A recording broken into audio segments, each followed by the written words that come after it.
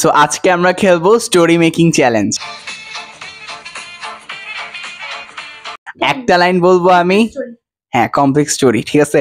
আমি একটা লাইন বলবো, একটা লাইন পরে অফ হয়ে যাব, তারপর এরপর লাইন থেকে সে একটা বলবে, একটা লাইন বলবে, তারপর ও একটা লাইন বলবে, তারপর আমি আমার একটা লাইন বলবো, এরকম করে। শুরু করবে কে?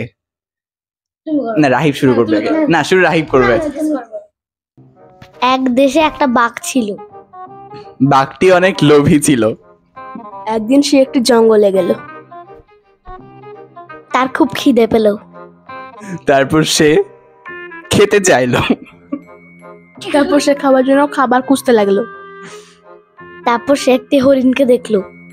তারপর সে হরিণটিকে মারতে চাইলো। সে হরিণের পর লাফ দিয়ে হরিণটিকে খেয়ে ফেললো।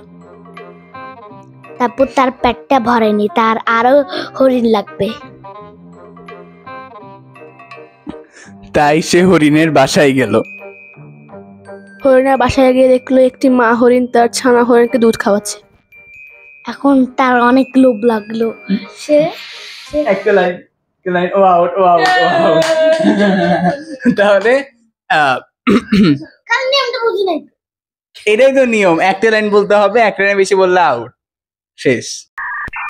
আমি আর ও খেলবো, ঠিক আছে। আবার নতুন একটা লাইন, তুমি আগে বলবো। এক দেশে একটি সিংহ ছিল। সিংহটি মানুষের সাথে বন্ধুত্ব করতে ভালোবাসতো। সে একদিন একটা মানুষের কাছে গেল।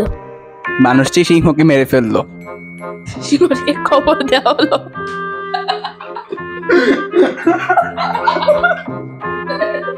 মানুষটি বাসায় ফিরে এলো। বাসায় ফিরে খুব ভয় পেল।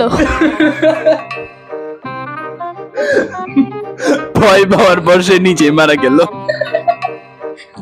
তারপর তাকে